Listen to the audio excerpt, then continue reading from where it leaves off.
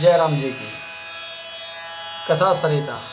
आइए और एक श्रृंखला को मैं इस श्रृंखला में एक कड़ी और जोड़ रहा हूँ और आज आपको मैं कृष्ण भगवान की भक्ति की कहानी सुनाता हूँ।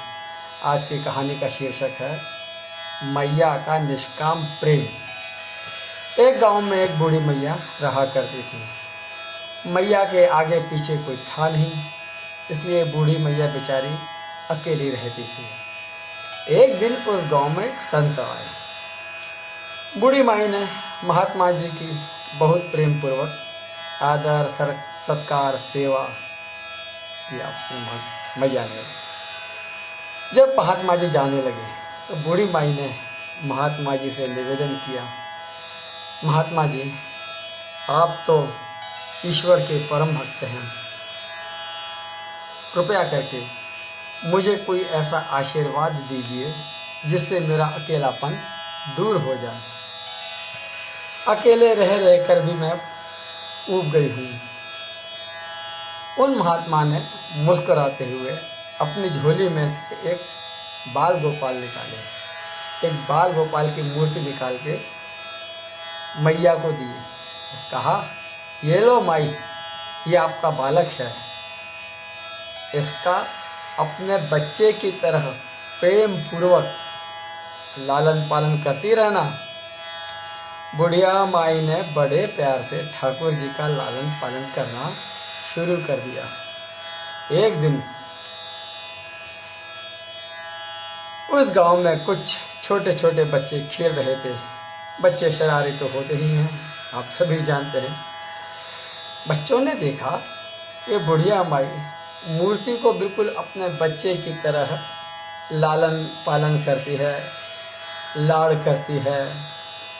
बच्चों को एक हंसी मजाक करने की सूझी।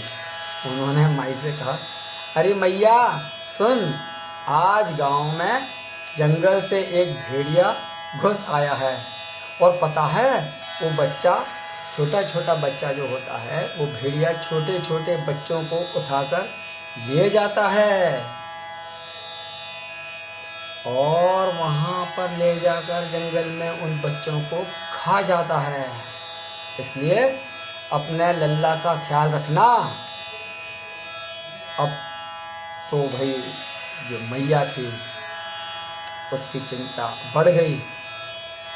उसने उसी समय अपने घर के अंदर विराजमान उस बाल गोपाल को अपने पास रख लिया, अपने छाती से लगा लिया और स्वयं लाठी लेकर पहरा देने की ठान ली। बाल गोपाल को एक दूसरी डलिया में, एक सुरक्षित डलिया में, बड़ी सी डलिया में बिठा दिया और स्वयं एक बड़ा सा डंडा लेकर द्वार पर आकर खड़ी हो गई। अपने बाल गोपाल की पहरा देने, अपने बाल गोपाल की रक्षा करने के लिए बुढ़िया माई पूरी मुस्तैदी के साथ, पूरी होशियारी के साथ, पूरी सजगता के साथ पहरा देने लगी, पहरा देना आरंभ कर दिया। मेरे लाल को कुछ नहीं होना चाहिए। माई का एक ही निश्चय था कि मेरे लाल का कोई बाल बांका ना कर सके। अब पहरा देते देते एक दिन बीत गया, फिर दूसरा दिन भी बीत गया, तीसरा, चौथा और पांचवा दिन भी आ गया। बुढ़िया माई 5 दिन और 5 रात लगातार बिना कोई पलक झपके भेड़िए से अपने बाल गोपाल की रक्षा करने के लिए पहरा देती रही। उस भोली भाली मैया का यह भाव देखकर ठाकुर जी का हृदय प्रेम से भर गया। अब ठाकुर जी को मैया के प्रेम का प्रत्यक्ष रूप से आस्वादन करने की इच्छा हुई। ठाकुर जी ने सोचा, क्यों न इसके प्रेम का कुछ स्वाद चखा जाए। भगवान ने तुरंत ही एक सुंदर से बालक का रूप धारण किया, वस्त्राभूषणों से स्वयं को सुसज्जित किया और चले आए माई के सामने। ठाकुर जी के जैसे ही पाँव की आहट उस माई ने सुनी तो तुरंत अपने हाथ में डंडा लेकर तैयार हो गई। उसको लगा कहीं ऐसा तो नहीं कि दुष्ट भेड़िया आ गया हो। माई ने लाई उठाई और भेड़िए को भगाने के लिए जो ही खड़ी हुई तब श्याम सुंदर बोलते हैं, मैया मैं हूँ तेरा बालक जिसकी तुम रक्षा करती हो। माई ने कहा, क्या ये सच है? फिर माई को कुछ अंदेशा हुआ। माई बोली, चल हट, बहुत देखे हैं तेरे जैसे सैकड़ों लाल मैं अपने बाल गोपाल पर न्यौछावर करती हूँ। अब ऐसी बात दोबारा मत कहना, चल भाग यहाँ से। ठाकुर जी ने भाई मैया के इस भाव को देखा, इस एक निष्ठता को देखा तो और भी ज़्यादा प्रसन्न हो गए। ठाकुर जी मैया से बोले, अरे मेरी भोले मैया, मैं हूँ त्रिलोकीनाथ भगवान, मुझसे जो चाहे वो वर मांग ले, मैं तेरी भक्ति से प्रसन्न हूँ।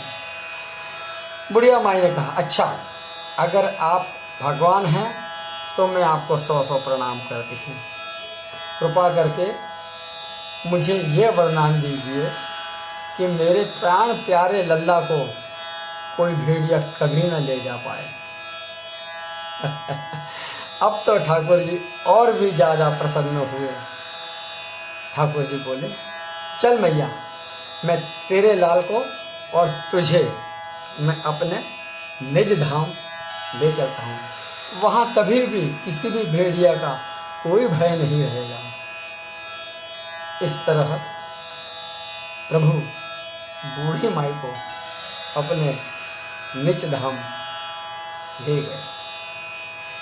भगवान को हम प्रेम करें निष्काम भाव से, जैसे बुढ़िया माई ने किया। हमारे अंदर बैठे ईश्वरीय अंश के काम, क्रोध, लोभ, मोह और अहंकार रूपी भेड़ियों से हमें रक्षा जो करना है, पूरी तन्मनता से, पूरी पवित्रता से हम अपने आप की रक्षा करें। देखिए भगवान क्यों हम पर नहीं रीझेंगे, अवश्य रीझेंगे। हम भी तो उन्हें प्यारे हैं। जय राम जी की।